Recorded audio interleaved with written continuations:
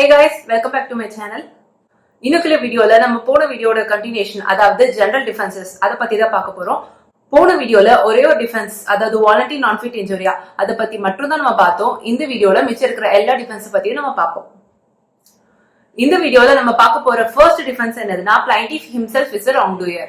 Usually plaintiff அவருக்கு ஏற்பட்ட இழப்புகளுக்கு defendant தான் காரணம் காட்டுவார். ஆனா எல்லா டைமுமே மிஸ்டேக் டிஃபெண்டன்ட் மேல இருக்காது. சில சமயம் பிளைண்டிஃப்க்கு அவருக்கு ஏற்பட்ட இழப்புக்கு அவரே தான் காரணமா இருப்பாரு. அத சொல்றதுதான் இந்த டிஃபென்ஸ். சில கேசஸ்ல பார்த்தோம்னா டிஃபெண்டன்ட் மேல எந்த அளவுக்கு மிஸ்டேக் இருக்கோ அதே அளவுக்கு மிஸ்டேக் பிளைண்டிஃப் மேலேயும் இருக்கும். என்னன்னு சொல்லுவோம்னா கான்ட்ரிபியூட்டரி நெக்லிஜென்ஸ். அதாவது பிளைண்டிஃப்க்கு ஏற்பட்ட இழப்புகளுக்கு டிஃபெண்டன்ட் மட்டும் காரணம் இல்ல, பிளைண்டிஃபோட ஓன் நெக்லிஜென்ஸுமே காரணம் அப்படின்னு சொல்றதுதான் கான்ட்ரிபியூட்டரி நெக்லிஜென்ஸ். ஆனா இந்த டிஃபென்ஸ் அப்சல்யூட் டிஃபென்ஸ் கிடையாது. இது வெறும் பார்ஷியல் டிஃபென்ஸ் மட்டும்தான். அதாவது டிஃபெண்டன்ட் இந்த டிஃபென்ஸ ப்ரூவ் பண்ணினாருன்னா அவருக்கு கம்ப்ளீட் இம்யூனிட்டி கிடைக்காது. அவர் எவ்வளவு காம்பன்சேஷன் பே பண்ணுமோ அதுல சில பெர்சன்டேஜ் மட்டும் வேணா ரிடக்ஷன் பண்ணுவாங்களே தவிர அவர் கம்ப்ளீட்டா அவருடைய லைபிலிட்டில இருந்து எஸ்கேப் ஆக முடியாது. Baker versus T Hopkins and sons limited. இந்த கேஸ்ல என்ன ஆகுதுன்னா, ஒரு எம்ப்ளாயர் 2 தொழிலாளிகளை ஒரு கிணறு மாதிரி இருக்கிற ஒரு ஆழத்துக்குள்ள வேலை செய்ய அனுப்புறாரு. அவங்க வேலை செய்ய உள்ள போய் கொஞ்ச நேரம் தான் ஆச்சு. அதுக்கப்புறத்துல இருந்து அவங்க கிட்ட இருந்து எந்த விதமான ரெஸ்பான்ஸுமே இல்ல. மேல இருந்து ஆட்கள் கூப்பிடவும் அவங்க எந்த ரெஸ்பான்ஸுமே பண்ணவே இல்லை. அந்த இடத்துல ஒரு டாக்டர் இருக்காங்க. அண்ட் அவங்க என்ன சொல்றாங்கன்னா, உள்ள போன ஆட்களுக்கு என்ன ஆச்சுன்னே தெரியல, சோ நான் உள்ள போய் பாத்துட்டு வரேன் அப்படின்னு சொல்லிட்டு அவங்க உள்ள போறதா சொல்றாங்க.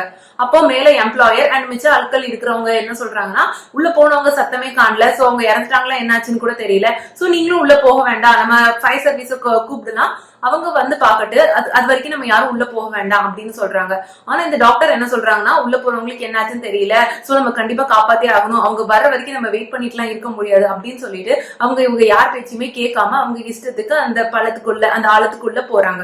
ஆனா போய் கொஞ்ச நேரம் ஆனதுக்கு அப்புறம் இவங்க கிட்ட இருந்துமே அந்த டாக்டர் கிட்ட இருந்துமே எந்த ரெஸ்பான்ஸும் இல்லாம ஆயிருது. அதுக்கப்புறம் தான் அந்த இடத்துக்கு ஃபயர் சர்வீஸ் வராங்க. ஃபயர் சர்வீஸ் ஆட்கள் ப்ராப்பரான அந்த எக்யூப்மெண்ட்ஸ் எல்லாத்தையும் ஃபேஸ்ல மாட்டிக்கிட்டு அவங்க உள்ள போறாங்க. அவங்க உள்ள போய் பார்த்ததுக்கு அப்புறம் தெரியுது உள்ள போனவங்க எல்லாருமே இறந்துட்டாங்க அப்படின்னு. ஏன்னா அந்த இடத்துக்குள்ள ஒரு டேஞ்சரஸ் கேஸ் ரிலீஸ் ஆயிருக்கு, அதனால உள்ள போன ஆட்கள் எல்லாம் இறந்துட்டாங்க. அண்ட் மோர் ஓவர் அவங்க ப்ராப்பர் எக்யூப்மெண்ட்ஸ் எதுவுமே மாட்டாம உள்ள போனதுனால அவங்க எல்லாருமே இறந்துடுறாங்க. இப்போ இந்த டாக்டரோட லீகல் ஹையர்ஸ் என்ன பண்றாங்கன்னா, இந்த எம்ப்ளாயியை சூ பண்றாங்க காம்பன்சேஷன் கேட்டு. அப்போ எம்ப்ளாயர் சொல்றாரு, இது கான்ட்ரிபியூட்டரி நெக்லிஜென்ஸ், அவங்களை நாங்க உள்ள போக வேண்டாம்னு சொன்னோம், இன்னும் கூட அவங்க யார் சொல்லி பேச்சுமே கேட்காம அவங்க இஷ்டத்துக்கு உள்ள போயிட்டாங்க, அதனாலதான் அவங்க இறந்து போயிட்டாங்க, இதுக்கு நான் காரணம் ஆக முடியாது அப்படின்னு டிஃபென்ஸ் எடுக்கிறாரு.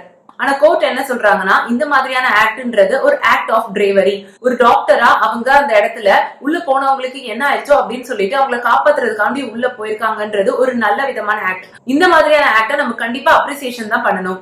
இது கான்ட்ரிபியூட்டரி நெக்லிஜென்ஸ், ஓ மேலதான் தப்பு இருக்கு, உன்னை யாரு போய் காப்பாத்துறதுக்கு போக சொன்னா அப்படின்னு சொல்லி இவங்களுடைய கிளைமை நம்ம ரிஜெக்ட் பண்ணோம்னா நாளைக்கு யாருமே ஹெல்ப் பண்றதுக்கு முன் வர மாட்டாங்க.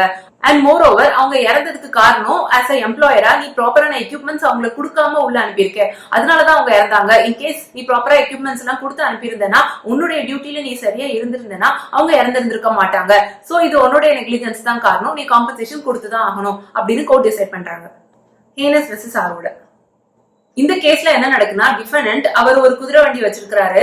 அவர் அது எந்த சூப்பர்விஷனுமே இல்லாம நடு ரோட்ல அவர் பாட்டுக்கு விட்டுட்டு அவர் வேலையை பார்க்க போயிடுறாரு. அந்த இடத்துல விளையாண்ட சில குழந்தைங்க என்ன பண்றாங்கன்னா, விளையாட்டுத்தனமா கல்லு தூக்கி எறிகிறாங்க. அந்த குதிரைகளுக்கு எல்லாம் ஒரு மாதிரி கோவமாகி வேகமா ஓட ஆரம்பிச்சிருது. அந்த இடத்துல டியூட்டில இருக்கிற ஒரு போலீஸ்மேன் என்ன பண்றாருன்னா, வேகமா ஓடி போய் அந்த ஹார்ஸ கண்ட்ரோலுக்கு கொண்டு வராரு. இவர் வேகமா அந்த ஹார்ஸ கண்ட்ரோலுக்கு கொண்டுட்டு வந்ததுனால மிச்சம் யாருக்குமே எந்த அடியுமே படல. ஆனா இவருக்கு ரொம்ப பலமாவே அடிபட்டுருது. அதனால இந்த போலீஸ்மேன் என்ன பண்றாருன்னா, காம்பன்சேஷன் கேட்டு சூ பண்றாரு இந்த ஹார்ஸோட ஓனர் மேல. டிஃபரெண்ட் என்ன டிஃபென்ஸ் எடுக்கிறாருன்னா, இது அவருடைய ஒரு டியூட்டி, ஒரு பப்ளிக் சர்வெண்டா அவருடைய பப்ளிக் டியூட்டியை தான் அவர் எக்ஸசைஸ் பண்ணிருக்காரு. அண்ட் மோர் ஓவர் அந்த ஹார்ஸை போய் நிறுத்தணும்னு சொல்லிட்டு யாருமே அவர்கிட்ட கேட்கவே இல்லை. ஆனா அவர் அதான் வாலண்டியரா போய் அந்த ஹார்ஸை நிறுத்தினாரு. அதனால அவருக்கு இந்த மாதிரி அடிபட்டுச்சுன்னா அதுக்கு நான் காரணம் ஆக முடியாது அப்படின்னு டிஃபெண்டன்ட் சொல்றாரு. ஆனா கோர்ட் என்ன சொல்றாங்க, என்னதான் ஒரு போலீஸ்மேனா இது அவருடைய டியூட்டியா இருந்தாலும் கூட உன்னுடைய நெக்லிஜென்ஸ்னாலதான் அவர் இந்த வேலையை செய்ய வேண்டியதாயிடுச்சு. நீ உன்னுடைய குதிரைகளை சேஃப் கஸ்டடியில வச்சிருந்தனா அதுக்கு கண்ட்ரோல் இல்லாம ஓடி இருக்காது, பப்ளிக்கு எந்த விதமான டிஸ்டர்பன்ஸுமே இருந்திருக்காது. ஆனா நீ நெக்லிஜென்டா இருந்ததுனாலதான் பப்ளிக்கு இவ்வளவு டிஸ்டர்பன்ஸ் ஆயிருக்கு. அண்ட் அதனாலதான் அவர் உள்ள வந்து அந்த குதிரைகளை நிறுத்த வேண்டியதாயிடுச்சு. சோ நீ காம்பன்சேஷன் கொடுத்துதான் ஆகணும் அப்படின்னு கோர்ட் டிசைட் பண்றாங்க. அடுத்த டிஃபென்ஸ் என்னதுன்னா, பிரைவேட் டிஃபென்ஸ். ஒருத்தர் தன்னைத்தானே காப்பாத்துறதுக்கோ இல்ல தன்னுடைய பொருட்களை காப்பாத்துறதுக்கோ இல்ல யாருனே தெரியாத ஒரு தேர்ட் பர்சனை காப்பாத்துறதுக்கோ இல்ல அவங்களுடைய பொருட்களை காப்பாத்துறதுக்கோ வேற யாரையாவது ஒருத்தருக்கு அவர் ஆபத்து விளைவிச்சாருன்னா அதுக்கு பேரு தான் பிரைவேட் டிஃபென்ஸ். இந்தியாவுல private defence extends up to causing death. ஆனா பிரைவேட் டிஃபென்ஸை யூஸ் பண்ணணும்னா 3 கண்டிஷன் சாட்டிஸ்ஃபை ஆயிருக்கணும். ஃபர்ஸ்ட் கண்டிஷன் உடனடியான ஆபத்து இருக்கணும். அந்த மாதிரி டைம்ல தான் பிரைவேட் டிஃபென்ஸ் யூஸ் பண்ண முடியும். வேற யாரோ ஹெல்ப்புக்கு கூப்பிடுறதுக்கோ இல்ல ஏதாவது அத்தாரிட்டி கிட்ட கம்ப்ளைண்ட் பண்றதுக்கோ அவங்களுக்கு நேரம் இருக்காம இருக்கணும். அந்த மாதிரி டைம்ல அவங்க இமீடியட்டா ஆக்ட் பண்ணா மட்டும்தான் அவங்களை காப்பாத்திக்கிற மாதிரி சிச்சுவேஷன் இருந்துச்சுன்னா பிரைவேட் டிஃபென்ஸ் யூஸ் பண்ணலாம். மூணாவது கண்டிஷன், அவங்க பிரைவேட் டிஃபென்ஸ் யூஸ் பண்ணும்போது தேவையான அளவுக்கு ஃபோர்ஸ் மட்டும்தான் யூஸ் பண்ணும். சீதாராமன் வெர்சஸ் ஜஸ்வந்த் சிங். இந்த கேஸ்ல என்ன ஆகுதுன்னா, டிஃபெண்டன்ட் அவர் வீட்டுக்குள்ள நுழைஞ்ச ஒரு ட்ரெஸ்பாசரை கோடாரிய வச்சு அடிச்சிடுறாரு. இந்த கேஸ பார்த்தோன்னே சொல்லலாம், ஒரு மியர் ட்ரெஸ்பாசரை அட்டாக் பண்றதுக்கு ஒரு கோடாரிய வச்சு வெட்டுறது ரொம்பவே அதிகமான ஃபோர்ஸை யூஸ் பண்றதா அர்த்தம். அதனால கோர்ட் என்ன சொல்றாங்கன்னா, உன்னுடைய பிரைவேட் டிஃபென்ஸை நீ அளவுக்கு அதிகமா யூஸ் பண்ணிருக்க, அதனால நீ ரெஸ்பான்சிபிள் அப்படின்னு சொல்றாங்க. Bird versus Holbrook. இந்த கேஸ்ல என்ன ஆகுதுன்னா, டிஃபெண்டன்ட் அவருடைய கார்டன்ல வேற யாரோ ஆட்கள் அவருடைய பழங்களை பறிச்சுட்டு போயிடுறதுனால அந்த திருடுற ஆட்களை பிடிக்கிறதுக்காண்டி அவர் ஒரு டிராப்ப அவருடைய கார்டன்ல செட் பண்ணி வச்சிருக்காரு. ஆனா ஒரு சின்ன பையன் என்ன பண்ணிடுறான், வேற ஏதோ ஒரு விலங்கை துரத்திக்கிட்டு அந்த கார்டனுக்குள்ள நுழைஞ்சிடுறான். அந்த பையன் இவர் வச்சிருந்த டிராப்ல மாட்டிக்கிட்டு அவருக்கு ரொம்பவே அடிபட்டுருது. இதனால அவர் காம்பன்சேஷன் கேட்டு சூ பண்றாரு. அப்ப கோர்ட் என்ன சொல்றாங்கன்னா, இவ்வளவு பயங்கரமான டிராப்ஸ் நீ வச்சிருக்கேன்னு சொல்லும் போது நீ ப்ராப்பரா நோட்டீஸ் போர்டு போட்டிருக்கணும். ஆனா நீ நோட்டீஸ் போர்டு போடவே இல்லை. அண்ட் மோர் ஓவர், உன்னுடைய டிராப்ப வச்சு பார்க்கும்போது நீ உன்னுடைய ட்ரெஸ்பாசரை துரத்தி விடணும்ன்ற எண்ணத்துல நீ வச்ச மாதிரி தெரியல. நீ யாரெல்லாம் உள்ள வராங்களோ அவங்களுக்கு பயங்கரமா அடி விழுகணும் அப்படின்ற எண்ணத்துலதான் இந்த டிராப்ப வச்ச மாதிரி தெரியுது. அதனால நீ ரெஸ்பான்சிபிள், நீ காம்பன்சேஷன் கொடுத்துதான் ஆகணும் அப்படின்னு டிசைட் பண்றாங்க. அடுத்த டிஃபென்ஸ் என்னதுன்னா நெசசிட்டி. நம்மளுக்கு தெரியும் நெசசிட்டி நோஸ் நோ லா. சில சிச்சுவேஷனை பார்த்தோம்னா அதுல நிறைய பேரை காப்பாத்துறதுக்கு 1-2 பேரை ஹார்ம் பண்ணியே ஆகணும், அந்த மாதிரி இருக்கும். ஃபார் எக்ஸாம்பிள், இந்த கேஸ்ல பார்த்தோம்னா ஒரு ஷிப் கேப்டன் ஷிப்பை ஓட்டிட்டு இருக்காரு. திடீர்னு பார்த்தோம்னா எப்படி ஆச்சுன்னே தெரியல, எதிர்த்தாப்புல இன்னொரு ஷிப் வருது. இவங்க ஷிப்ல எவ்வளவு ஆட்கள் இருக்காங்களோ அதே அளவுக்கு ஆட்கள் அந்த ஷிப்லயும் இருக்கிறாங்க. அதுக்கு பக்கத்துல இன்னொரு குட்டி போட் இருக்கு, அதுல ஒரு 2 பேர் தான் இருக்காங்க. இப்ப இந்த சிச்சுவேஷன்ல அந்த ஷிப் கேப்டனுக்கு 2 சாய்ஸ் தான் இருக்கு.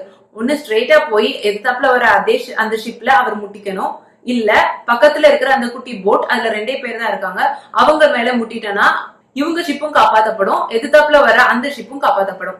இப்ப இந்த சிச்சுவேஷன்ல அந்த கேப்டன் என்ன பண்றாருன்னா, எதிர்த்தாப்புல வர ஷிப்பையும் காப்பாத்தி தன்னுடைய ஷிப்பையும் காப்பாத்துறதுக்காக அவர் டர்ன் பண்ணி பக்கத்துல இருக்கிற போட்டை இடிச்சிடுறாரு. அந்த போட்ல இருக்கிற 2 பேருமே இறந்துடுறாங்க. ஆனா இவங்க ஷிப்ல இருந்த எல்லாருமே சேவ் பண்ணப்படுறாங்க. அண்ட் எதிர்த்தாப்புல வந்த ஷிப்ல இருக்கிற எல்லாருமே சேவ் பண்ணப்படுறாங்க.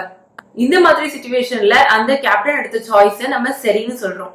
ஏன்னா அவுட் ஆஃப் நெசசிட்டி தான் அவர் இந்த சாய்ஸை எடுத்தாரு. அவருக்கு இந்த போட்டை இடிச்சு இவங்க 2 பேரையும் காயப்படுத்தணும்னு எந்த எண்ணமே கிடையாது. ஆனா நிறைய பேரோட உயிர்களை காப்பாத்துறதுக்காண்டி இந்த இடத்துல அவர் இந்த 2 பேர்களுக்கு ஆபத்து விளைவிக்கிற மாதிரியான சிச்சுவேஷன் ஆயிடுச்சு. அந்த மாதிரியான சிச்சுவேஷனை தான் நம்ம நெசசிட்டி அப்படின்னு சொல்றோம். ஆனா நெசசிட்டின்ற டிஃபென்ஸை யூஸ் பண்ணும்போது தான் மேல எந்த விதமான நெக்லிஜென்ஸோ மிஸ்டேக்கோ இருந்துடக்கூடாது. அப்படி அவர் மேல ஏதோ மிஸ்டேக்கை வச்சுட்டு அவர் நெசசிட்டியை காரணம் காமிச்சாருன்னா அப்போ நெசசிட்டி அப்படின்ற டிஃபென்ஸ் செல்லாது. சுரக்கோ வெர்சஸ் கேரி. இந்த கேஸ்ல டிஃபெண்டன்ட் யாருன்னா மேயர் ஆஃப் சான் பிரான்சிஸ்கோ. என்ன ஆகுதுன்னா, அந்த ஏரியால திடீர்னு வீடுகள் எல்லாம் பயங்கரமா தீ பிடிச்சி எரியுது. ஒரு வீட்டுல இருந்து இன்னொரு வீடுக்கு அடுத்தடுத்து தீ பரவிக்கிட்டே இருக்கு. உடனே இந்த மேயர் என்ன பண்றாருன்னா, அதுக்கு நடுவுல இருக்கிற ஒரு வீடை டெமாலிஷ் பண்ணணும் அப்படின்னு ஆர்டர் போட்டுறாரு. அதனால அந்த வீடை டெமாலிஷ் பண்ணிடுறாங்க. அது யாருடைய வீடுனா நம்ம பிளைண்டிஃபோடைய வீடு. இப்போ இந்த பிளைண்டிஃப் என்னுடைய வீடை அவங்க டெமாலிஷ் பண்ணிட்டாங்க அப்படின்னு கோர்ட்ல கேஸ் போட்டு காம்பன்சேஷன் கேட்கிறாரு. இந்த கேஸ நம்ம பார்த்தோன்னே சொல்லலாம், அவுட் ஆஃப் நெசசிட்டி தான் அந்த மேயர் அந்த டிசிஷனை எடுத்திருப்பாரு. ஏன்னா தீ அடுத்தடுத்து வீட்டுக்கு பரவிட்டு இருக்கும் போது நடுவுல இருக்கிற ஒரு வீடை இடிச்சிட்டோம்னா அந்த தீ கண்ட்ரோலுக்கு ஆயிரும், அடுத்த வீட்டுக்கு பரவாது அப்படின்ற நல்ல எண்ணத்துலதான் அந்த மேயர் இப்படி ஆர்டர் போட்டிருப்பாரு. அண்ட் சுத்தி இருக்கிற எல்லா வீடையுமே காப்பாத்துறதுக்கு இவர் ஒரு வீடை இடிச்சாதான் முடியும் அப்படின்ற சிச்சுவேஷன் அங்க இருந்ததுனாலதான் அந்த மேயர் அந்த ஆர்டர் போட்டிருப்பாரு. அதனால இந்த கேஸ் நெசசிட்டின்ற டிஃபென்ஸ்குள்ள கம்ப்ளீட்டா வரும்ன்றதுனால கோர்ட் இந்த கேஸை டிஸ்மிஸ் பண்றாங்க. அடுத்த டிஃபென்ஸ் என்னதுன்னா இன்எவிட்டபிள் ஆக்சிடென்ட்.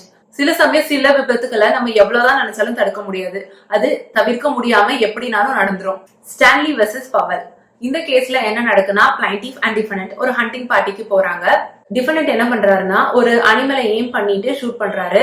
ஆனா தெரியாம புல்லட் மிஸ் ஆகி நம்ம பிளைண்டிஃபோடைய கண்ணுல பட்டுருது. அதனால பிளைண்டிஃப் கோர்ட்ல கேஸ் போட்டு காம்பன்சேஷன் கேட்கிறாரு. அப்போ டிஃபெண்டன்ட் என்ன சொல்றாங்கன்னா, இது இன்எவிட்டபிள் ஆக்சிடென்ட், ஏன்னா அவர் ஹர்ட் பண்ணணும்னு எனக்கு எந்த இன்டென்ஷனுமே கிடையாது, ஆனா தவிர்க்க முடியாம அந்த விபத்து நடந்துருச்சு.